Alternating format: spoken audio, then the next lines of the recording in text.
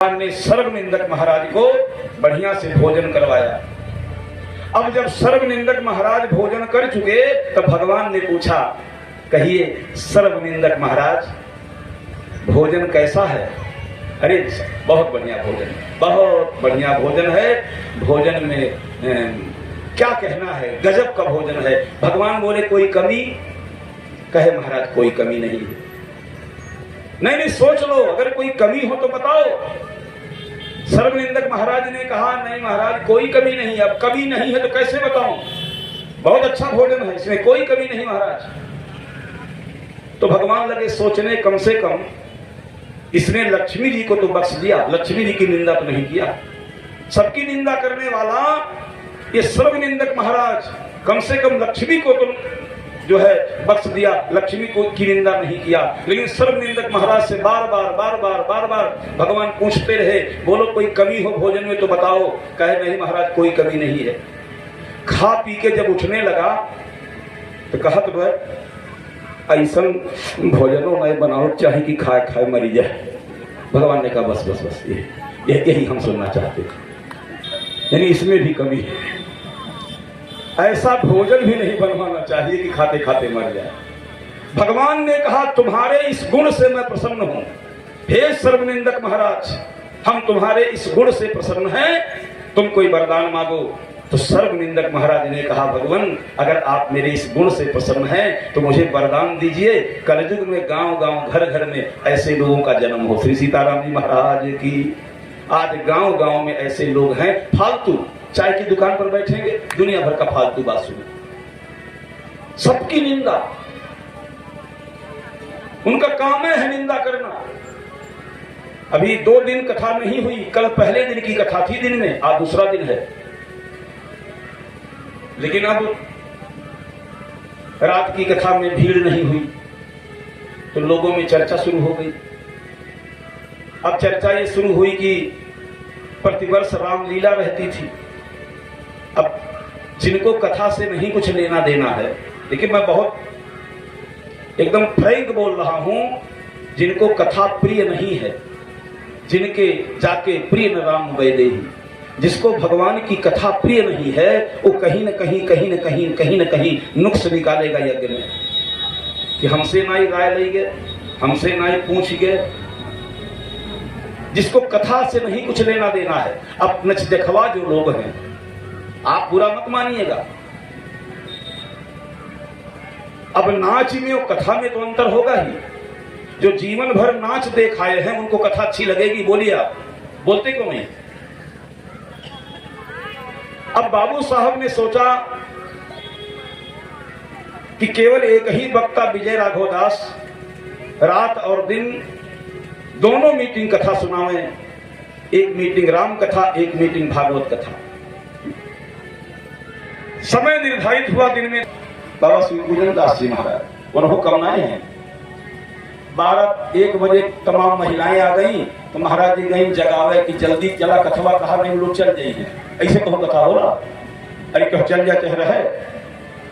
Time and tide wait for none, समय और ज्वार किसी की प्रतीक्षा नहीं करते। Safety security and punctuality are well, सुरक्षा संरक्षा और समय पालन। जो समय निर्धारित हो, अगर आपको गर्ज हो 100 बार तो कथा सुनने आइए।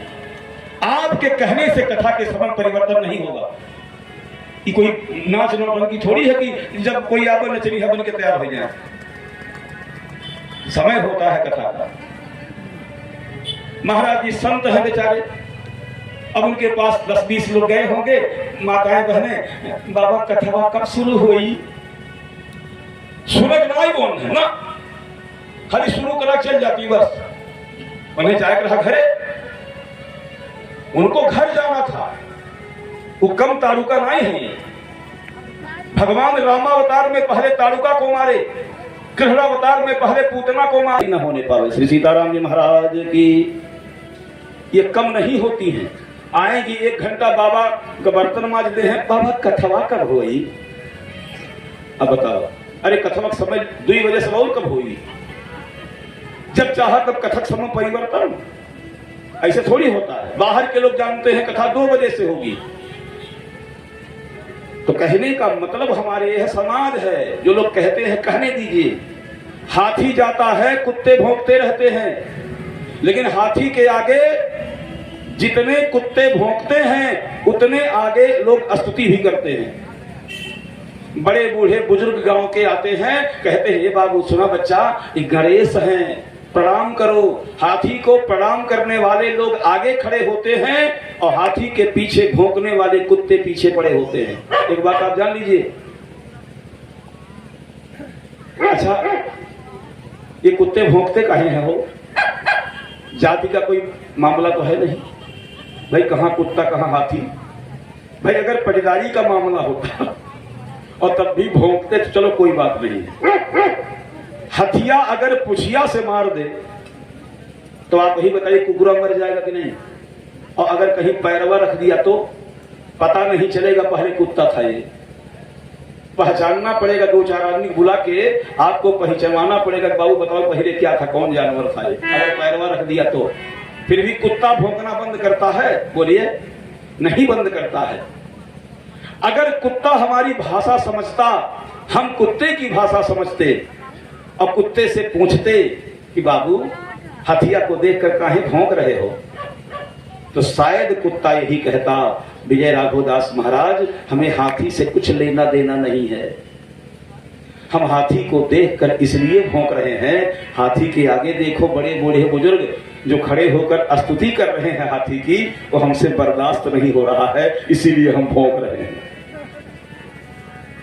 समाज में जिसकी जितनी प्रतिष्ठा होती है उतनी ही उसकी निंदा भी होती है। लेकिन एक बात ध्यान दीजिए, हाथी कुत्ते के भौंकने पर मुड़कर नहीं देखता, इसलिए कि कुत्ते की वैल्यू न बढ़ जाए। हाथी कुत्ते के भौंकने पर मुड़कर नहीं देखता और स्तुति करने वालों के घर नहीं जाता। जो आगे स्तुति करते हैं, अगर आप ये सोचिए आपके घर चल नहीं जाएगा वो। स्तुति करने वालों के घर नहीं जाता और पीछे पड़ने वालों को मुड़कर देखता नहीं। हाथी अपने मस्ती में चला करता है। इसलिए समाज है, चुगली करने वाले, शिकायत करने वाले, निंदा करने वाले तमाम दुनिया में हैं। आप उनके पीछे मत पड़िए, आप अपने मस्ती में चलिए। यज्ञ नारायण भगवान की जय। तो धर्म प्रेमी सज्जनों, अब कल से योजना बन गई है ना, कल से रामलीला होगी ना? हाँ? अभी नहीं बनी है, तो सोचे बढ़िया रहेगा। श्री सीताराम जी महाराज की। तो देखिए, धर्म जैसा पहले था वैसा अब भी है। अधर्म बढ़ गया है तो हमें धर्म छोटा दिखाई पड़ता है। आप कहेंगे महाराज जी जब अधर्म बढ़ जाता है तो भगवान अवतार लेते हैं। कहां अवतार लिए? कहां अवतार लिए? पूछिए। अरे भगवान का अवतार कब हुआ होगा? तब हुआ होगा। आज मैं कहता हूं इस कलयुग में नित्य भगवान का अवतार होता है, रोज।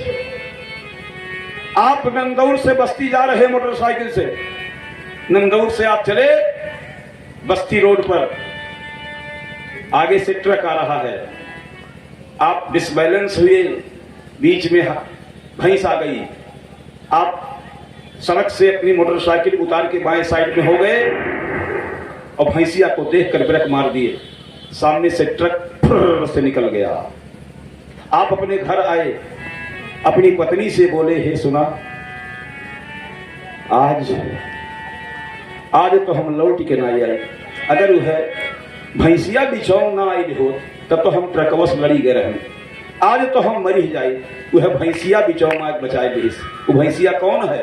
तब तब प्रभु धरी विविध शरीरा, तब तब प्रभु धरी विविध शरीरा, तब तब प्रभु धरी विविध शरीरा, तब तब प्रभु धरी विविध शरीरा, हरहि कृपा निधि सज्जन पीरा, हरहि कृपा निधि सज्जन पीरा, कब कब प्रभु धरि विविध शरीरा, कब कब प्रभु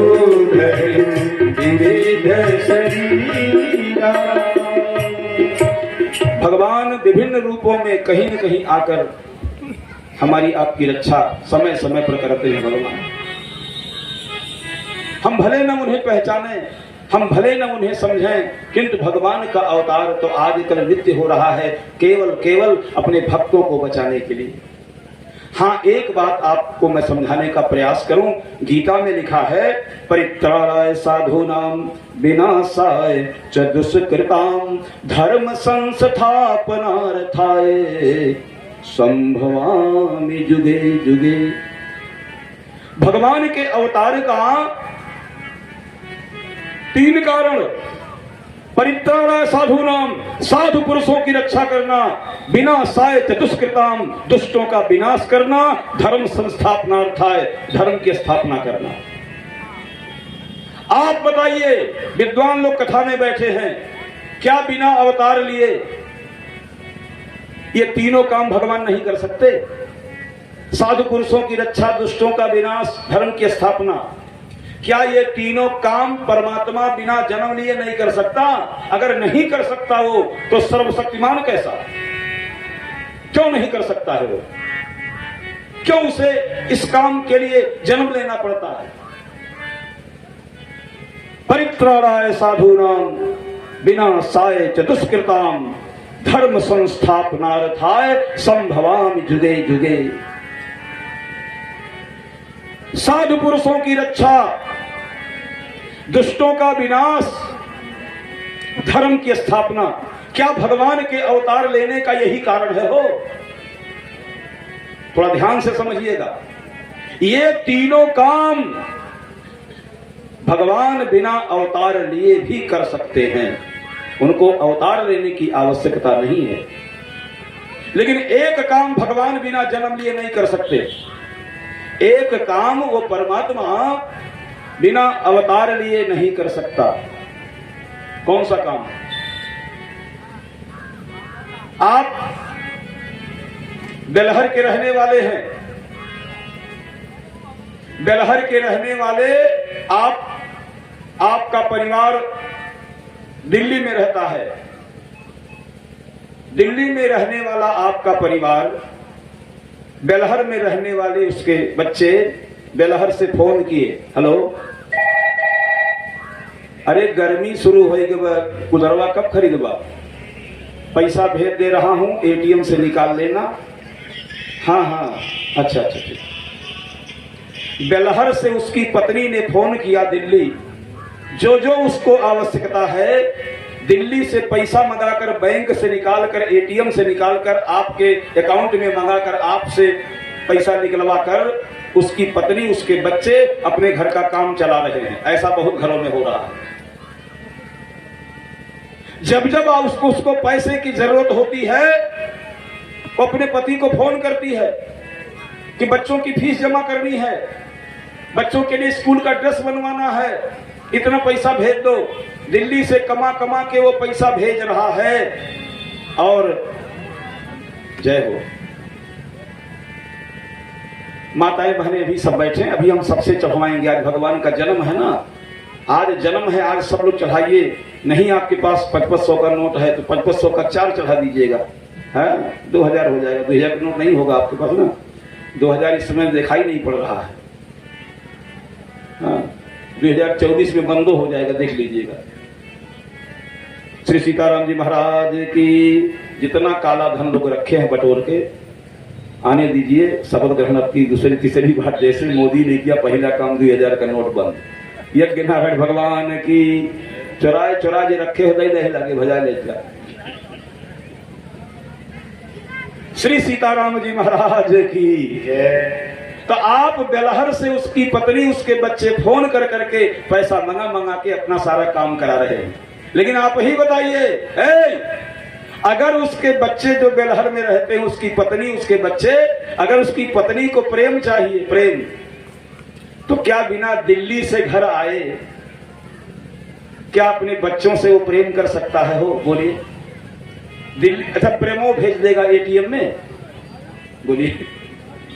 उसको बेलहर गांव में आना पड़ेगा कि नहीं? बोलते क्यों नहीं? आना पड़ेगा ना। जब तक अपने घर वो नहीं आएगा तब तक अपने पत्नी से, बच्चों से प्रेम नहीं कर सकता। उसी प्रकार से वह परमात्मा सब कुछ करने में समर्थ होने के बाद भी केवल अपने भक्तों से बिना अवतार लिए प्रेम नहीं कर सकता। इसलिए वह परमात्मा अपने भक्तों से प्रेम करने के लिए केवल धरती पर अवतार लेता है। सो केवल भगतन हित लागी, भगत प्रेम बस सगुन सोई। निर्गुण परमात्मा सगुण क्यों होता है?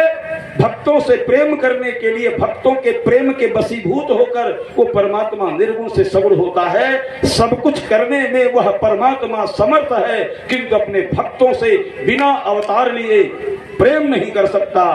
इसलिए वह परमात्मा धरती पर अवतार लेकर अपने भक्तों के साथ प्रेम करता है। जो प्रेम गली में जय हो आया नहीं, जो प्रेम गली में आया नहीं, प्रीतमों का ठिकाना क्या जाने। जो प्रेम गली में आया नहीं, प्रीतम का ठिकाना क्या जाने। जिसने कभी प्रीत लगाई नहीं, जिसने कभी प्रीत लगाई नहीं, वो प्रेम दीवाना क्या जाने। जिसने कभी प्रीत लगाई नहीं, वो प्रेम दीवाना क्या जाने। प्रेम गली में आए नहीं, प्रीतम का ठिकाना क्या जाने।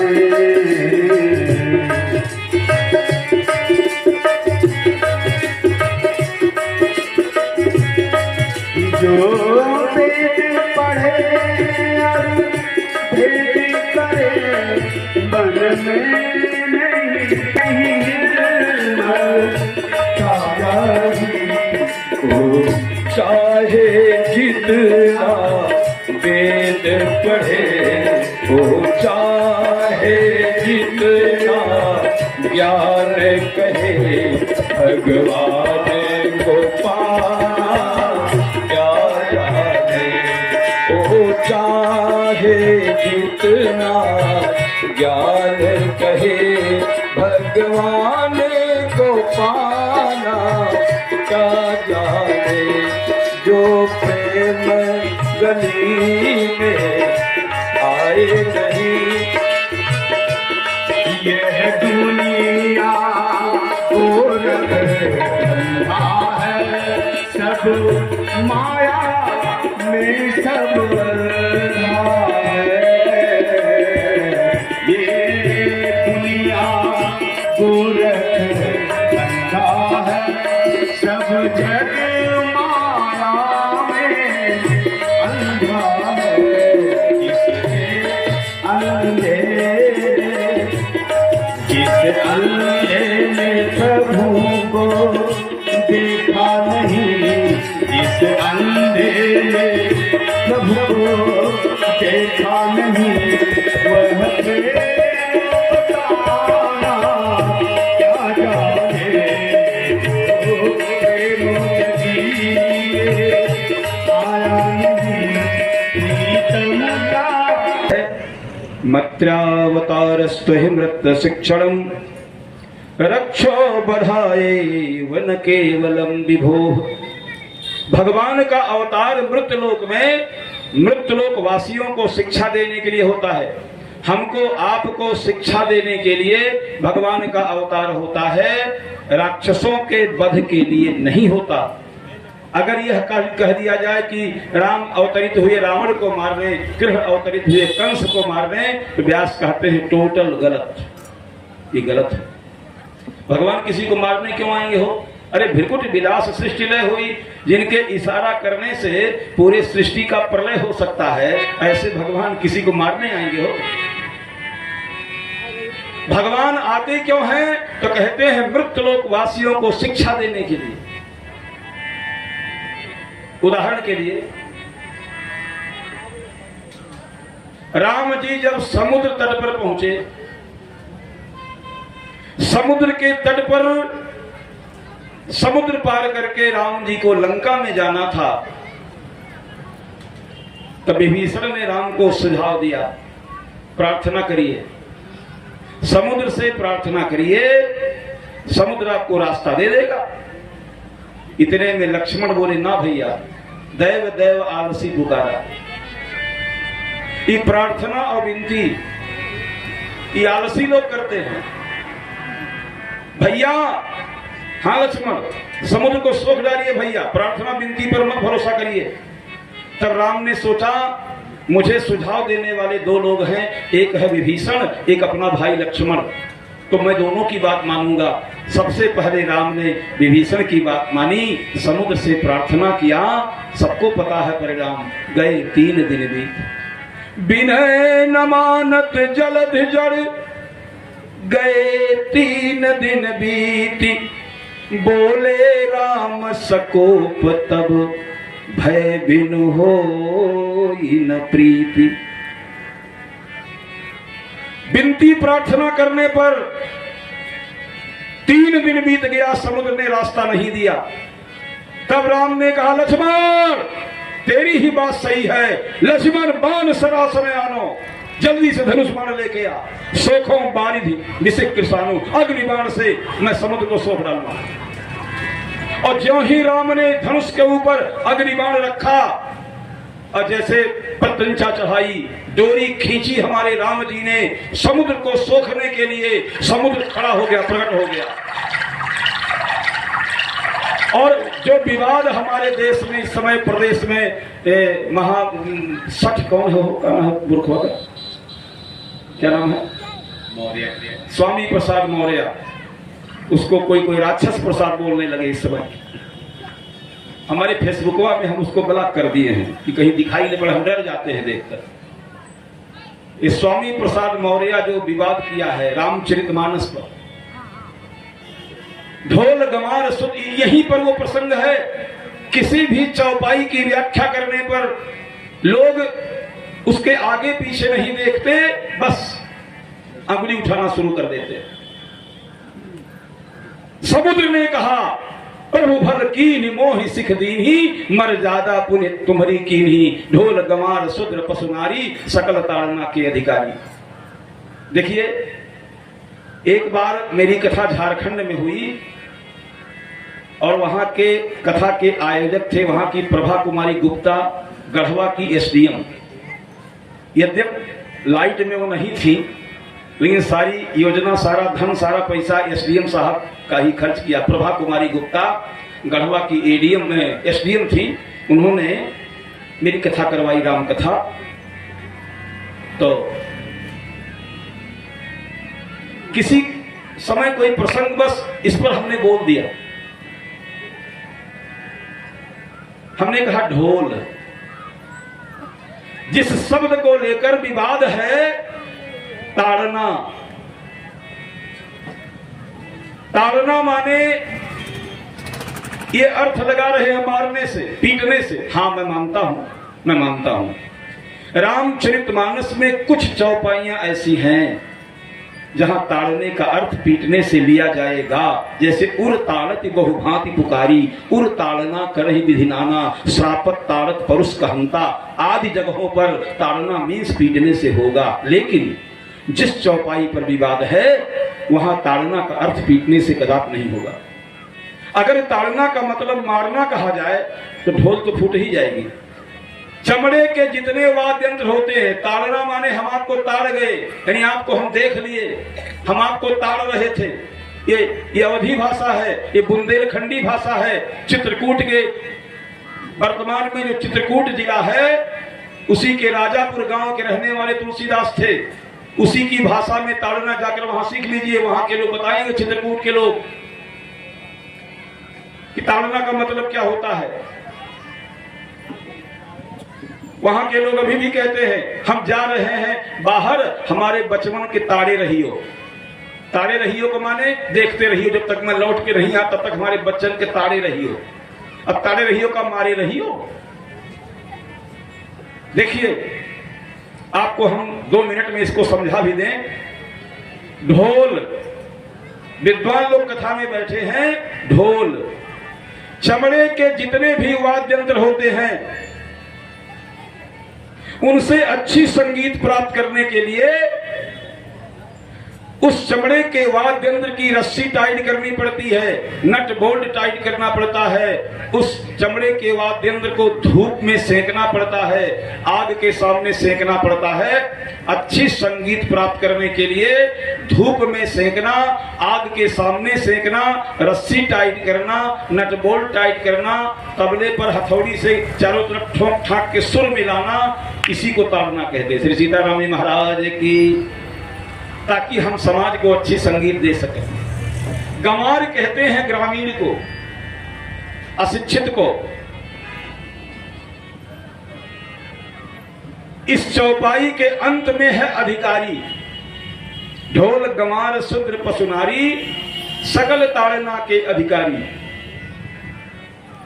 तुलसीदास जी को पूरी रामचरितमानस लिखने की आवश्यकता नहीं थी,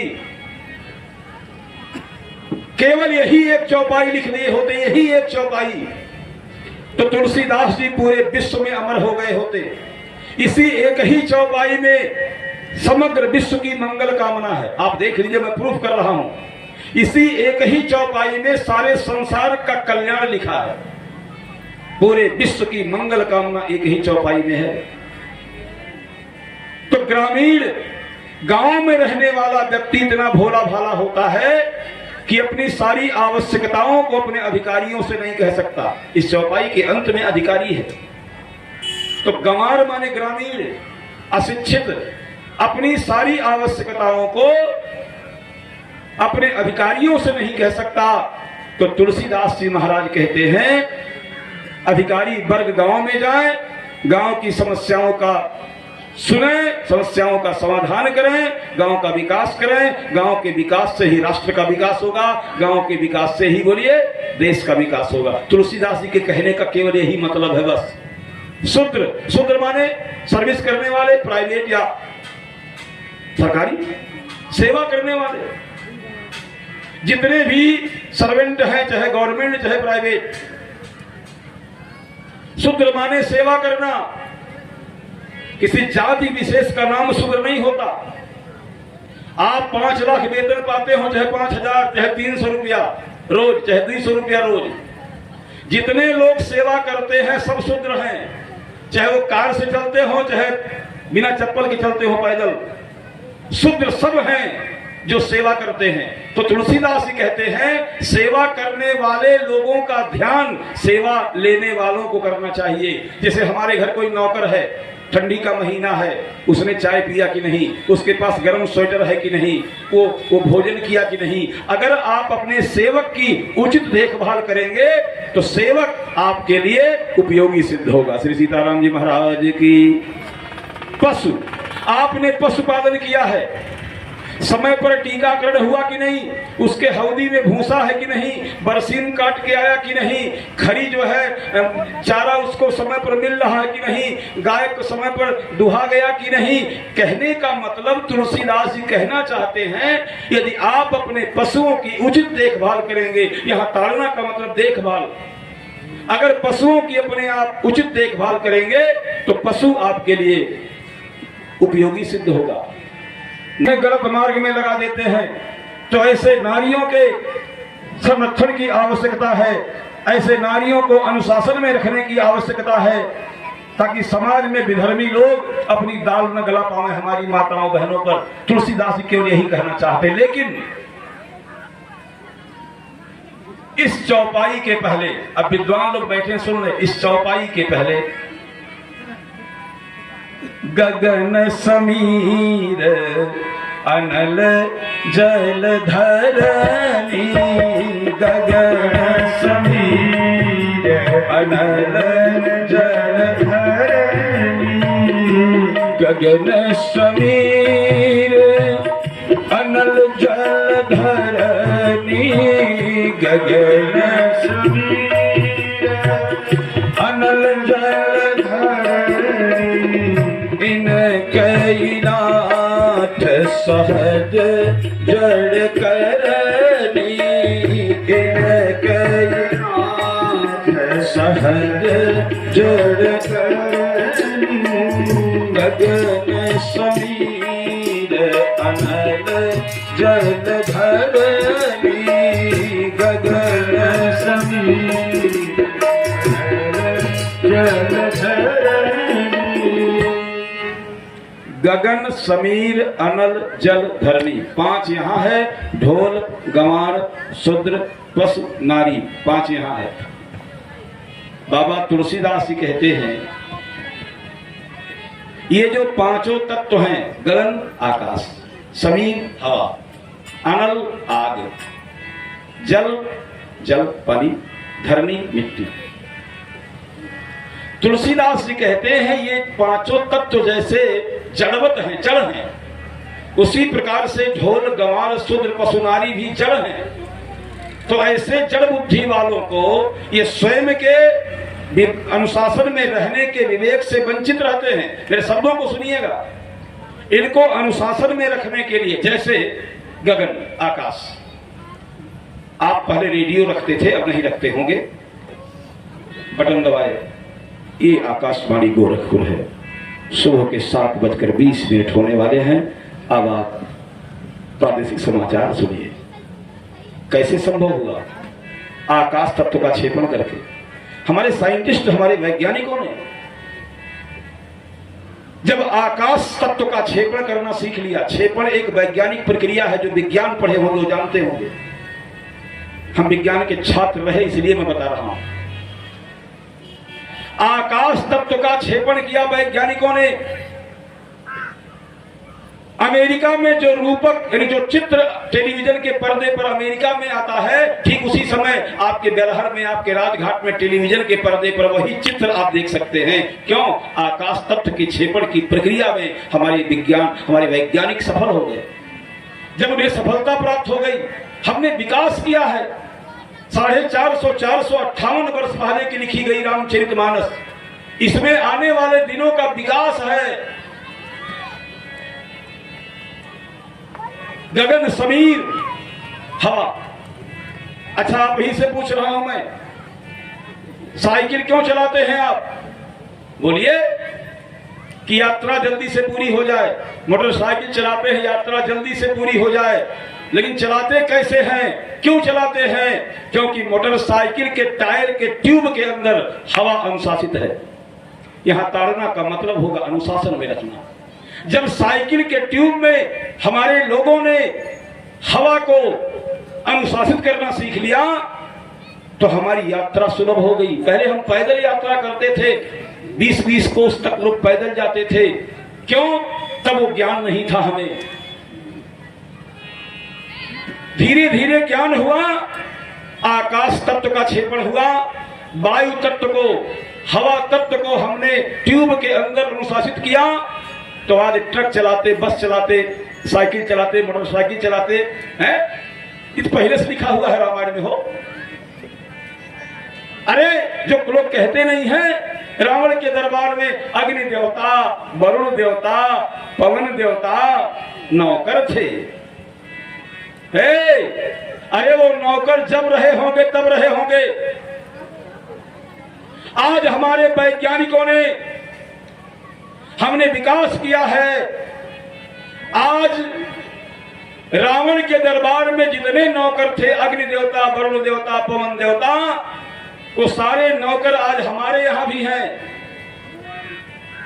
बटन दबाइए, पवन देवता हाजिर, पंखा चालू। हाजिर हुए कि नहीं? बोलिए। माचिस खुर्चिए। पहले जमाना के माताएं बहने, 60 वर्ष के ऊपर की जो माताएं बहने होगी, गांव में सब आगी मांगे जात रहा। क्यों? एक घरे आगी रहे तो कहे जाओ उनके कौड़ुआ में खोस दे चिपरिया। देवता हाजिर, टोटी खोलिए, जल देवता हाजिर।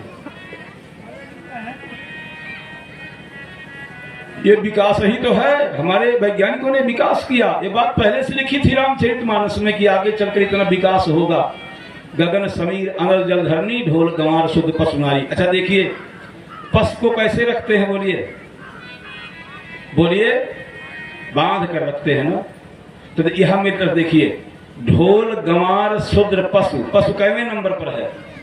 बोलिए, चौथे नंबर पर। कैवे नंबर? बोलिए, ढोल गंवार शूद्र पशु, पशु कैवे नंबर पर है? चौथे नंबर पर। तो गगन समीर अनल जल, जल कौने नंबर पर है? चौथे नंबर पर। जल माने समुद्र, वहां समुद्र ही राम जी के सामने प्रकट हुआ है। जैसे ढोल गंवार शूद्र पशु, जैसे पशु चौथे नंबर पर है और जल माने समुद्र चौथे नंबर पर है। तो यहाँ समुद्र ने कहा है भगवान, जैसे पशु को लोग घर में बांध के रखते हैं, उसी प्रकार से जैसे पशु को घर में लोग बांध के रखते हैं, उसी प्रकार से आप हमारे समुद्र को, उसी प्रकार से समुद्र के ऊपर पुल बांध लीजिए। सीधी सी बात है। आप समुद्र पार करना चाहते हैं, पशु समुद्र मीन्स पशु को घर में बांध के रखा जाता है, उसी प्रकार से अगर आप मेरे ऊपर पार करना चाहते हैं तो पुल बनवा लीजिए, मुझे बांध लीजिए। श्री सीताराम जी महाराज की व्याख्या तो बहुत बड़ी हो जाएगी, लेकिन आइए हम लोग चलते हैं। भगवान अवतार क्यों लेते हैं?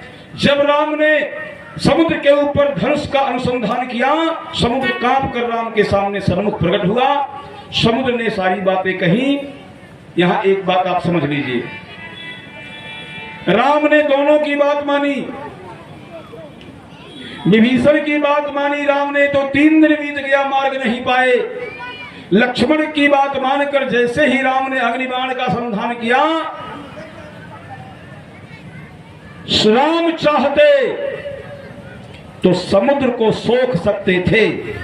अगस्त महात्मा ने 3 चुल्लू में केशवाय नमः, माधवाय नमः, नारायणाय नमः, 3 चुल्लू में अगस्त महात्मा ने समुद्र पी लिया। तो राम के लिए समुद्र सोखना कोई बहुत बड़ी बात नहीं थी।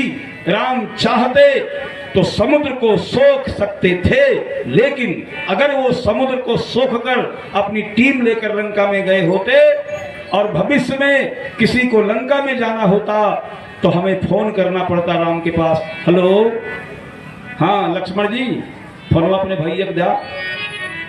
हाँ हम बेलहरी से बोलते। अरे हम लंका में जाए के रहा, राम के भेज दे अपने ही भेज दिया, हमें समुद्रवास वो खेले। जब जब किसी को लंका में जाना होता तो फोन करके बुलाना पड़ता कि अब राम आओ, समुद्र सोखो, मैं लंका में जाऊंगा। राम ने सोचा मेरे पास कोई फोन न करे, न मुझे कोई बुलावे, समुद्र के ऊपर एक ऐसा पुल बनवा दूं कि चींटी भी चढ़ के उस पार चली जावे। श्री सीताराम जी महाराज की। तो हमारे आपके जीवन की जो समस्या है, उन समस्याओं का समाधान करने के लिए भगवान का अवतार धरती पर होता है। राक्षसों को मारने कहीं आएंगे वो, कारण जो भी आप समझें, लेकिन भगवान भक्तों के प्रेमवश, भक्तों से प्रेम करने के लिए भगवान अवतार लेते हैं। भगवान शंकर भगवती पार्वती को कथा सुनाते हैं। देवी पार्वती, यद्यप जब पार्वती आई है, माता पार्वती ने कुल 14 प्रश्न पूछे हैं शिव जी से। राम का 14 वर्ष का वनवास हुआ। वाल्मीकि ने 14 जगह बताए राम को रहने के लिए। 14 प्रकार के लोग जीवित ही मुर्दा होते हैं। पूतना चतुर्दशी के दिन कृष्ण को मारने आई। 14 का अंक अपने आप में बड़ा महत्वपूर्ण है। उन सभी विषयों में न जाते हुए हम केवल एक बात कहना चाहते हैं। जब भगवान शंकर कथा सुनाना आरंभ किए तो पहले तो पार्वती जी चौंक गई। पार्वती ने देखा शिव के माथे पर गंगा। एक दूसरी स्त्री को पहले से ही जब पार्वती ने देखी तो पार्वती चौंक गई। ये आपके माथे पर कौन है? मेरे अलावा किसको रखे हैं आप? शिव जी ने कहा, पागल, तुम्हारी बड़ी बहन है ये। आप जानते हैं हिमवान और मैना के द्वारा 2 कन्याओं का जन्म हुआ, हेमवती और पार्वती, और मैनाक नाम का एक पुत्र पैदा हुआ जिसका संकेत सुंदरकांड में है, तय मैनाक हो संहारी। हेमवती मीन्स गंगा। गंगा और पार्वती दोनों सगी बहनें हैं। हिमवान और मैना के द्वारा हेमवती पार्वती का जन्म हुआ। पार्वती ने राम कथा संबंधी 14 प्रश्न किए। उसके बाद जब गंगा को देखी तो चौंक गई। तब भगवान शंकर ने कहा, पागल मत बनो, तुम्हारी बड़ी बहन गंगा है। इस गंगा तक पहुंचने के लिए लोगों के पास संपत्ति चाहिए, धन, समय चाहिए 2-4 दिन का। हरिद्वार, प्रयाग, गंगा सागर, धरती पर 3 जगहों की प्रसिद्धि गंगा के कारण है। गंग अवन थल 3 बड़े रे। गंगा के कारण पूरे भूमंडल पर, धरती पर 3 जगहों की प्रसिद्धि है, हरिद्वार, प्रयाग और गंगा सागर। 3 जगह की प्रसिद्धि गंगा के कारण है। आप जानते हैं तीर्थ और धाम में अंतर होता है। तीर्थ उसे कहते हैं जहां हम स्नान करने जाते हैं, जैसे तीर्थराज प्रयाग, हरिद्वार, गंगा सागर। जहां हम स्नान करने जाते हैं उसे तीर्थ कहते हैं। जहां हम भगवान का दर्शन करने जाते हैं उसे हम धाम कहते हैं। श्री सीताराम जी महाराज की। तो तीर्थराज प्रयाग, हरिद्वार और गंगा सागर, इन 3 जगहों की प्रसिद्धि गंगा के कारण है। आप इन तीनों जगहों पर जाना चाहें, समय चाहिए कि नहीं? बोलिए, चाहिए कि नहीं चाहिए? संपत्ति, रुपया चाहिए कि नहीं? संपत्ति भी चाहिए, समय भी चाहिए। शंकर जी बोले, हे पार्वती, इस गंगा तक पहुंचने के लिए समय और संपत्ति हो तब व्यक्ति पहुंच सकता है। लेकिन तुमने, अरे पूछहु रघुपति कथा प्रसंगा, पूछहु रघुपति कथा प्रसंगा, सकल लोक जग पावन गंगा, पूछहु रघुपति कथा प्रसंगा, पूछहु रघुपति कथा प्रसंगा, सकल लोक जग पावन गंगा, सकल लोक जग पावन गंगा, पूछहु रघुपति कथा प्रसंगा, पूछहु रघुपति कथा प्रसंगा। देवी पार्वती, तुमने जो राम कथा रूपी प्रश्न जो तुमने किया है, ये सकल लोक जग पावनी गंगा, ये राम कथा रूपी गंगा आपके राजघाट में प्रवाहित हो रही है।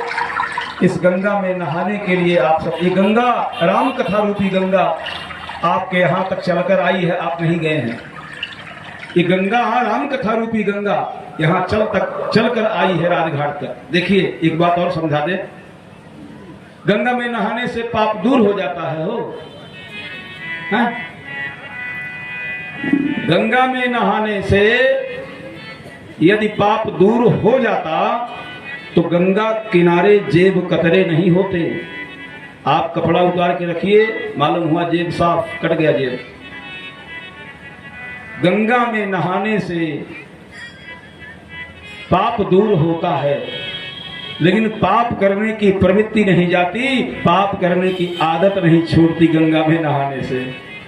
खाली पपोले निमित्त उतने समय तक बस, अब फिर पाप में मन लग जाता है। उस गंगा में नहाने से पाप नष्ट होता है, किंतु पाप करने की आदत नहीं छूटती। अगर पाप करने की आदत छूट जाती तो गंगा किनारे जेब कतरे नहीं होते। लेकिन राम कथा रूपी गंगा में स्नान कर लीजिए। राम कथा रूपी गंगा में स्नान करने से पाप के साथ साथ पाप करने की जो प्रवृत्ति है, पाप करने की जो आदत है, वो आदत छूट जाती है। पाप तो दूर होगा ही, पाप करने की आदत। कहने का मतलब राम कथा विचार परिवर्तन की कथा है, ये हमारे विचार को बदल देती है। एक सज्जन कुम्हार थे, कुम्हार तो बोले बिजनेस करूं, चाक पर थोड़ी सी मिट्टी रखे, चाक पर मिट्टी रखे तो उनकी पत्नी कुम्हारिन बोली का हो ये का बनावत बाटा, सोचत है बिजनेस करी हो, का बनैबा चिलम। अयोध्या में बड़ा चिलम बिकता है भाई, ये नया घाट से जाइए देखिए लाइन से चिलम चिलम, बड़ा चिलम बिकता है। उसने कहा मैं चिलम बना रहा हूं, तो उसकी पत्नी कुम्हारन बोली अगर आपको बिजनेस ही करना है, तो चैत आ रहा है, गर्मी पड़ेगी, सुराही बनाइए, 25-50 का बिजनेस करो, 150 का, ये 5 रुपए बिजनेस में क्या लाभ होगा। कुम्हार बोला है बदिया सही कह रही है। कुम्हार ने चाक पे अधिक मिट्टी रखी और सुराही बनाना शुरू किया। सुराही बनाते बनाते बनाते बनाते बनाते बनाते एक दिन मिट्टी के अंदर से आवाज आई, कुम्हार जी पहले क्या बना रहा था, चिलम, अब क्या बना रहा है, सुराही। मिट्टी ने कहा कुम्हार अगर तू पहले चिलम बनाता तो अंदर से मैं स्वयं जलती और दूसरे के हृदय को जलाती, लेकिन आज तेरा विचार बदल गया है, आज तू मुझे सुराही बना रहा है, अंदर से मैं स्वयं शीतल रहूंगी और दूसरे के हृदय को शीतलता प्रदान करूंगी। श्री सीताराम जी महाराज की जय। जैसे उस कुम्हार का विचार बदल गया, उसी प्रकार से राम कथा विचार परिवर्तन की कथा है। आप केवल सुन लीजिए, बस आपके विचार को बदल दूंगा मैं, ये राम कथा बदल देगी। गंगा में नहाने से केवल पाप दूर होता है, लेकिन पाप करने की जो प्रवृत्ति है, जो आदत है, नहीं छूटती। लेकिन राम कथा रूपी गंगा में आप स्नान कर लीजिए तो पाप के साथ साथ पाप करने की प्रवृत्ति नष्ट हो जाती है। भगवान शंकर ने राम जन्म की कथा सुनाई है।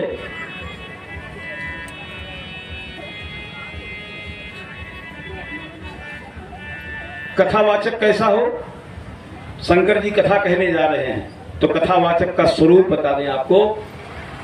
भगवान शंकर कैसे हैं, जटा मुकुट सुर सरित सिर, लोचन नलिन विशाल, नीलकंठ लावण्य निधि, सोह बाल विधुभाल। वक्ता कैसा हो, जटा मुकुट।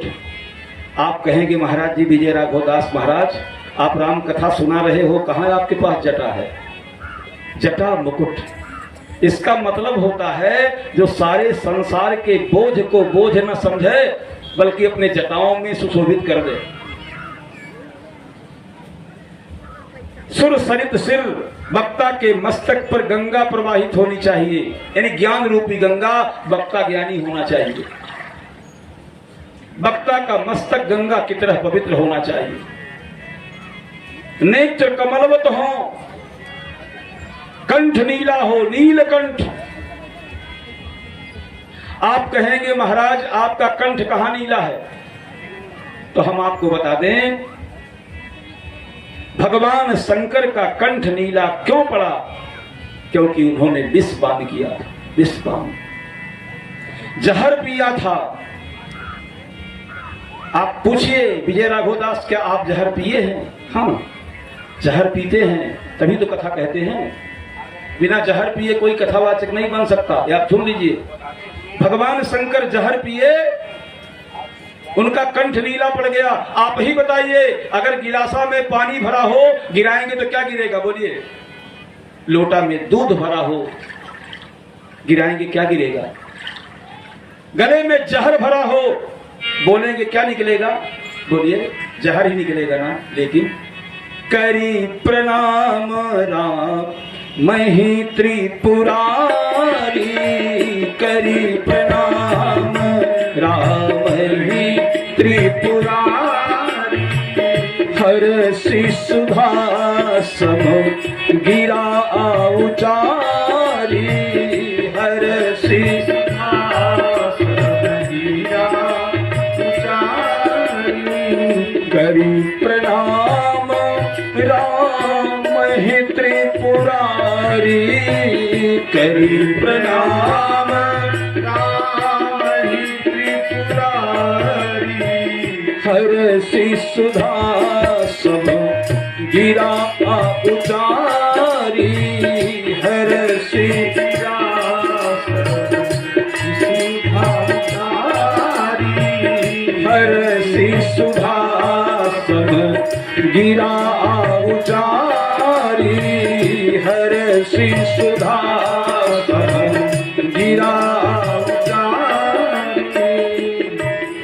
भगवान शंकर जब गले में जहर भरा है किंतु बोलते हैं तो अमृत निकलता है। हरस सुधा सम, सुधा माने अमृत, बोलते हैं तो क्या निकलता है बोलिए? अमृत। कथावाचक बोले तो उसके द्वारा अमृत निकले।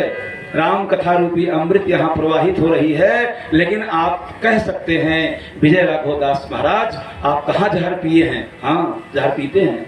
ये समाज का, ये दुनिया के लोगों का, हम कथावाचकों पर लोग अंगुली उठाते हैं। महाराज जी ऐसे होंगे, कल्पना करते हैं लोग। अगर कोई कमी नहीं पाते हैं तो भी अपने दिमाग को खपाते हैं, कोई कमी निकाले।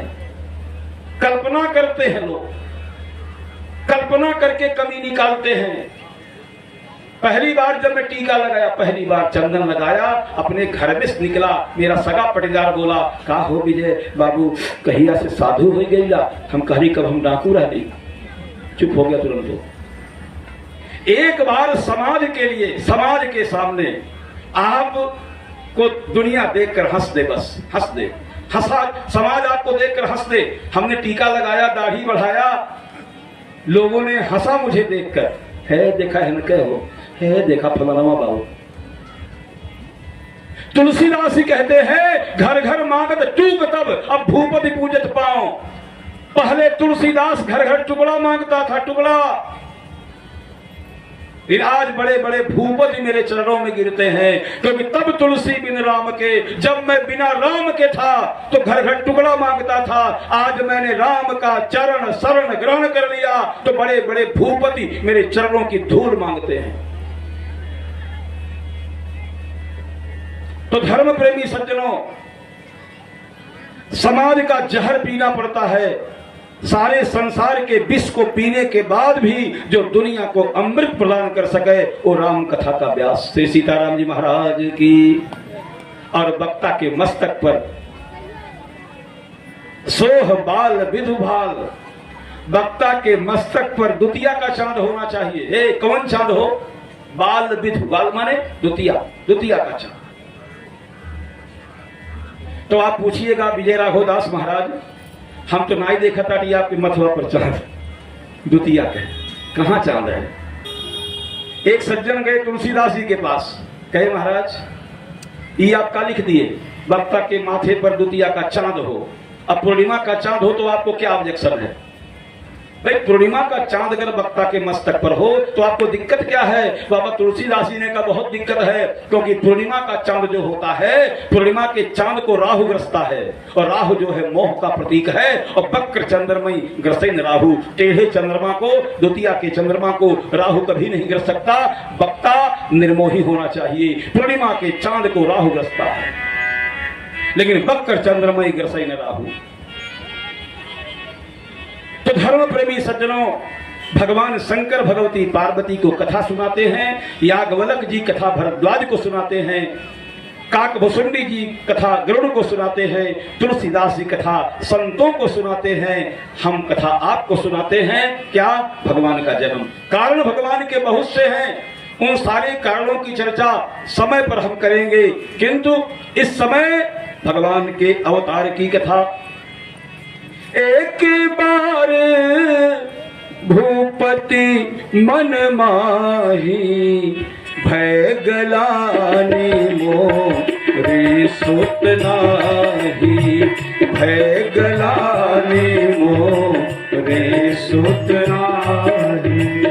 एक बार भूपति मन माही, भय गलानी मोरी सुत नाही, भय गलानी मोरे सुत नाही, भय गलानी मोरे सुत नाही, भय गलानी मोरे सुत नाही।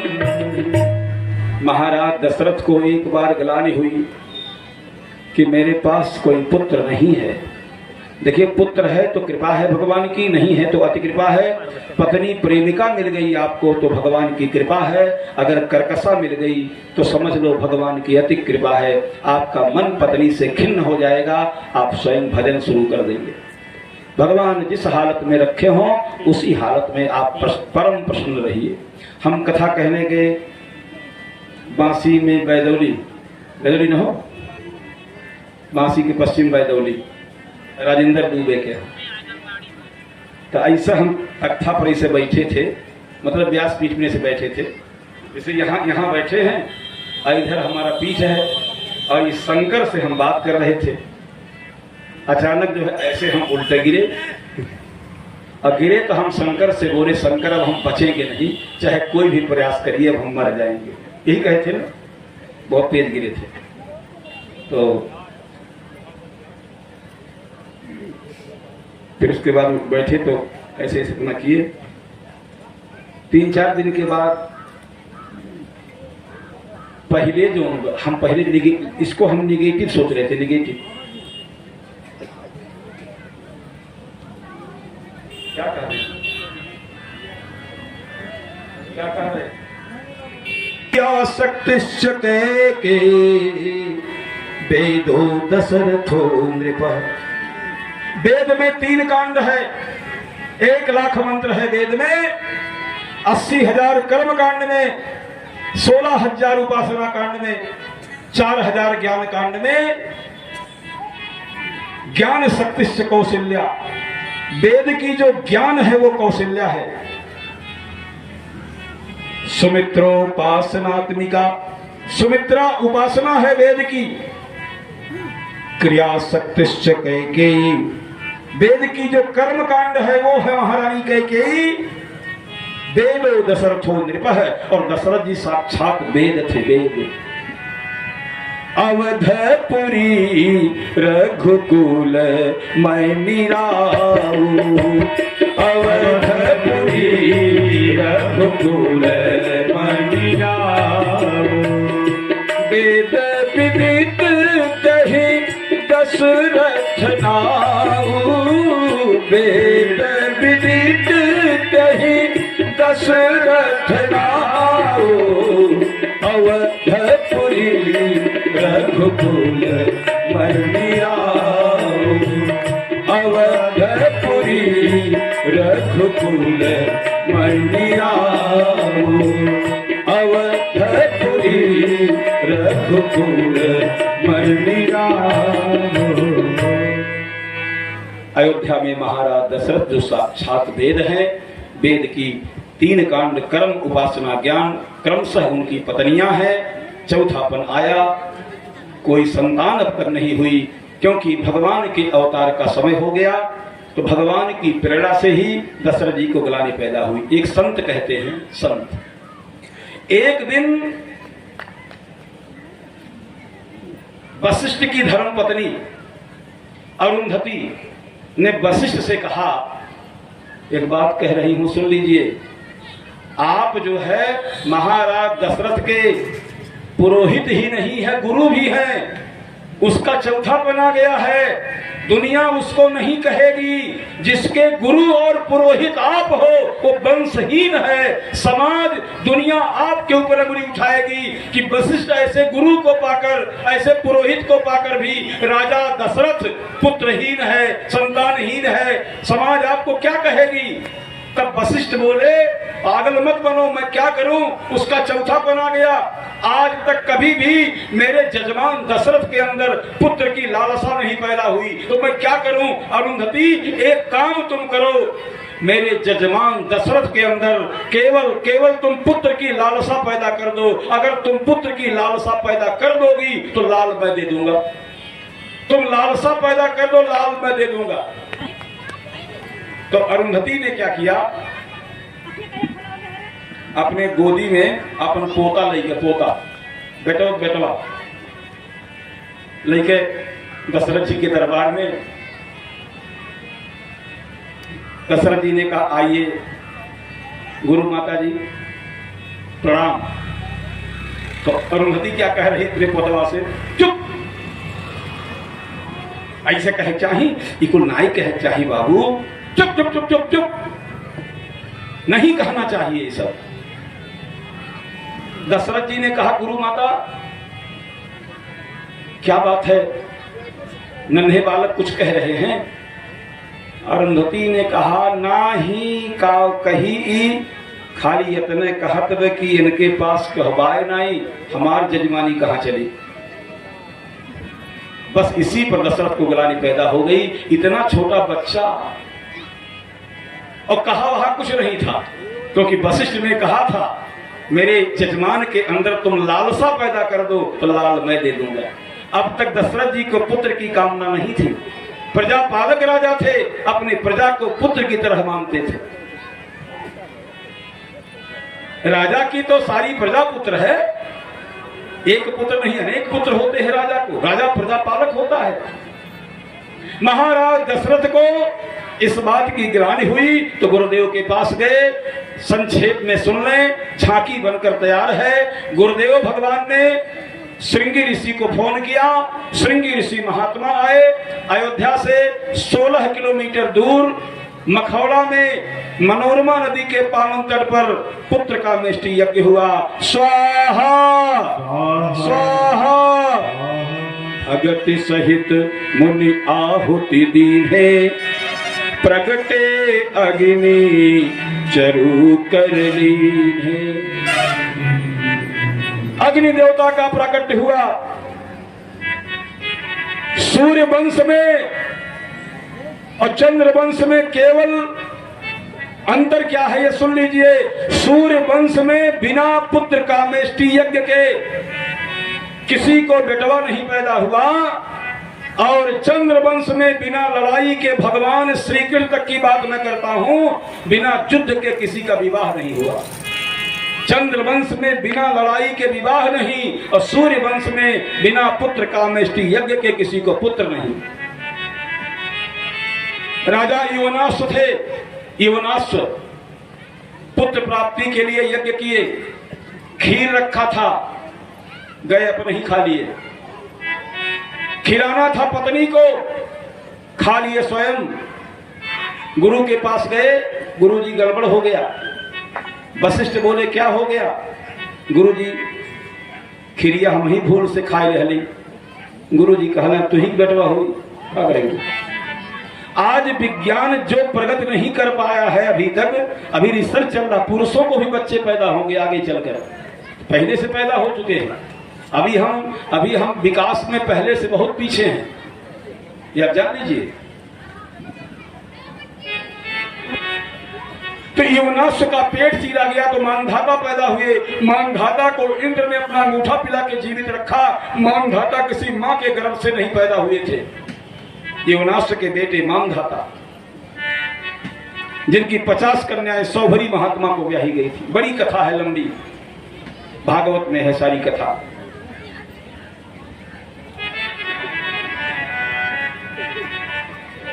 तो पुत्र का मेष्टि यज्ञ हुआ। आज मैं आपको बता दूं, जिनको पुत्र की कामना हो,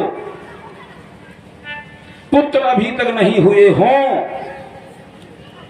बहुत ही सरल आसान तरीका है। 12 सामग्री लीजिए, तिल, चावल, जौ, अगर, तगर, नागर, मोथा, केसर, कपूर, चंदन, चूर्ण और चीनी, पंचमेवा और केसर, ये 12 सामान ले लीजिए। और 12 सामान लेकर रात को 10 बजे काशी की ओर मुंह करके बालकांड का दोहा नंबर 200, बालकांड का दोहा नंबर 200 क्या है? प्रेम मगन कौशल्या निस्लिन जात न जान, सुस्त रहे बस माता वाल चरित कर गान। इसी का 108 बार हवन कर लीजिए साल भर, और यही रोज 108 बार पढ़िए, साल भर के अंदर बेटा हो जाएगा। श्री सीताराम जी महाराज की। हमने हजारों माताओं बहनों बच्चियों को बताया है और सबका कल्याण हो गया, सबका कल्याण हुआ। हमारे बताने से नहीं, ये मंत्र के प्रभाव से कल्याण हुआ है। वो हमने थोड़ी कल्याण किया, हम खाली मार्गदर्शक हैं, हमने खाली बताया है। गीता प्रेस गोरखपुर ने जो मैं कह रहा हूं, इसे कल्याण विशेषांक में छापा भी था। और मेरे पास पत्र आया था, विजय राघव दास महाराज आप कथावाचक हो, मंच पर से लोगों के कल्याण के लिए बताया करिए, तब से हम बताते भी हैं। श्री सीताराम जी महाराज की। तो महाराज दशरथ के लिए पुत्र का मिष्टि यज्ञ हुआ, अग्नि देवता प्रकट हुए, खीर रानियों में बांटा गया, रानियां गर्भवती हुई, सुख जुत कछुक काल चले गए। धीरे धीरे मंगलमय महीना आया, नवमी तिथि, मधुमास पुनीता। मधुमास कहते हैं चैत्र मास को। चैत्र मास को मधुमास क्यों कहा तुलसीदास जी ने? क्योंकि जो परमात्मा जन्म लेने जा रहा है, ऐसा मधुर भाषी अब तक जगत में कोई भगवान नहीं हुआ। मधुमास, मधुमास कहकर राम के मधुर भाषा का प्रमाण पत्र दिए, सर्टिफिकेट। चाहते तो चैत्र मास लिख सकते थे, मधुमास यानी मधुर भाषी। जो परमात्मा 24 अवतार भगवान के हुए, लेकिन जितना मधुर भाषी, प्रिय भाषी हमारे राम जी हैं, उतना कोई भगवान नहीं हुआ। एक एक तिथियां मेरे ठाकुर जी के पास आई अपनी हाजिरी लगाने। प्रतिपदा तिथि आई, बोली मैं प्रतिपदा हूँ, हमारे तिथि को जन्म लेना। द्वितीया बोली मैं जमदुतिया हूँ। तृतीया बोली मैं अक्षय तृतीया हूँ। चतुर्थी ने कहा मैं गणेश चतुर्थी हूँ। पंचमी ने कहा मैं बसंत पंचमी हूँ। षष्ठी बोली मैं सूर्य षष्ठी हूँ। सप्तमी ने कहा मैं भानु सप्तमी हूँ। अष्टमी बोली मैं दुर्गा अष्टमी हूँ। नवमी ने आकर कहा मैं रिक्ता तिथि हूँ। भगवान ने कहा मैं आज तुझे पूर्णा बना देता हूं। पूर्णा, तू रिक्ता नहीं, तू आज से रहेगी पूर्णा। 9 परिपूर्ण अंक बन गया तब से। 9 का कितनी बार गुणा करिए, अंत में जोड़ भी 9 ही होता है। 9 दूनी 18, 9 त्रिक 27 जोड़िए, 9 दूनी 18, 1 8 9, 9 त्रिक 27 2 7 9, 9 त्रिक 36 3 6 9, 9 5 45 4 5 9, जितना भी बार गुणा करिए अंत में जोड़ 9 ही होगा। 9 से बड़ा कोई अंक नहीं, राम से बड़ा कोई देवता नहीं। भगवान ने चयन किया नक्षत्र का पुनर्वसु। पुनर्वसु माने पुनर्वास। समाज के दबे कुचले दलित को, समाज के सबसे पिछले पायदान पर रहने वाले व्यक्ति को, उजड़े को आवास। सबका साथ, सबका विकास, सबका विश्वास। ईका हो, ईका कह देना हो। तो धर्म प्रेमी सज्जनों, सबका विश्वास, पुनर्वास, पुनर्वास, बार बार सबको आवास देना। देखिए आज आवास का प्रमाण पत्र वो भरिए फॉर्म, आवास आपका चेक होगा। जमीन जहां बनवाना चाहते हैं, अगर आवास लायक आप होंगे, चयनित हो गए, आपको आवास मिल रहा है। आवास, पुनर्वास, मकान गिर गया तो पुनर्वास मीन्स पुनर्वास नक्षत्र। एक एक तिथियां, एक एक नक्षत्र भगवान की सेवा में आए। भगवान ने चयन किया अपने समय का जो टाइमिंग है, अभिजित मुहूर्त 12 बजने में 12 मिनट कम, 12:12 तक 24 मिनट नित्य अभिजित मुहूर्त होता है। नोट कर लीजिए, 12 बजने में 12 मिनट कम, 12:12 तक 24 मिनट अभिजित मुहूर्त होता है। इस अभिजित मुहूर्त में कोई भी मंगलमय शुभारंभ आप कर सकते हैं। जोग लगन घर प्रार तिथि भय सकल अनुकूल। चर अरुवचर सुहर्ष जुत राम जन्म सुख मूल। सब देव चले महादेव चले, ले ले फूलन के हार रे। आओ रामा गढ़िया, सब देव चले महादेव चले, ले ले फूलन के हार रे। आओ सब देव चले महादेव चले, ले ले फूलन के हार रे। आओ राम सब देव।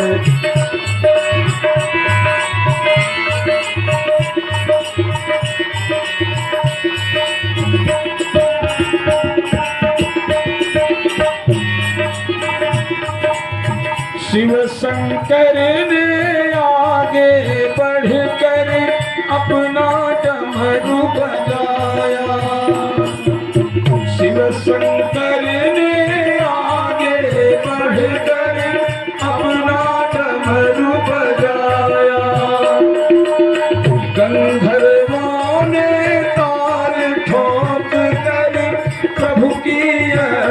स्तुति गाया, गंधर्वों ने ताल ठोक कर प्रभु की स्तुति गाया। ब्रह्मवेद पढ़े सुर यान चढ़े, अमृत के सरस फुहारे, आओ रामा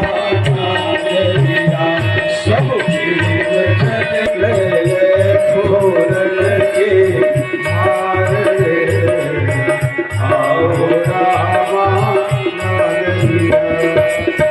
नवमी तिथि मधुमास पुनीता, शुक्ल पक्ष अभिजित हरि प्रीता। नवमी तिथि मधुमास पुनीता, शुक्ल पक्ष अभिजित हरि प्रीता। मध्य दिवस अति शीत न घामा, पावन काल लोक विश्रामा। मध्य दिवस अति शीत न घामा, पावन काल लोक विश्रामा। सब हरसी रहे देव बरसी रहे, अमृत के सरस फुहारे, आओ रामा नागरिया। सब देव चले महादेव चले, ले फूलन के हारे, आओ रामा नागरिया, आओ रामा नागरिया। सब देव चले महादेव चले, ले फूलन के मारे, आओ रामा। आचार्य जी अगर आप हो तो आ जाए जल्दी से, भगवान को लेकर आए।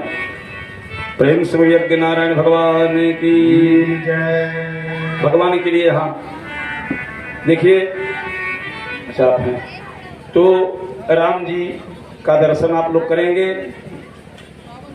चैत महीना शुक्ल पक्ष नवमी तिथि मंगलवार के दिन। देखिए आज दो चीज मिल रहा है, क्या नवमी तिथि है आज, मंगलवार दिन है आज नवमी हो, नवमी तिथि मिल रही है और दिन मंगलवार मिल रहा, खाली महीना नहीं मिल रहा है। एक महीने के बाद आएगा फागुन शुक्ल पक्ष नवमी है और चैत शुक्ल पक्ष, एक महीना बिफोर हम लोग मना रहे हैं पहले जी। अचानक कौशल्या के कमरे में भय प्रगट कृपाला दीन दयाला, कौशल्या हितकारी, हर्षित महता मुनि बनहारी, अद्भुत रूप दिखारी, भूषण बनमाला नयन विशाला, शोभा। कौशल्या जी राम जन्म की बधाई हो।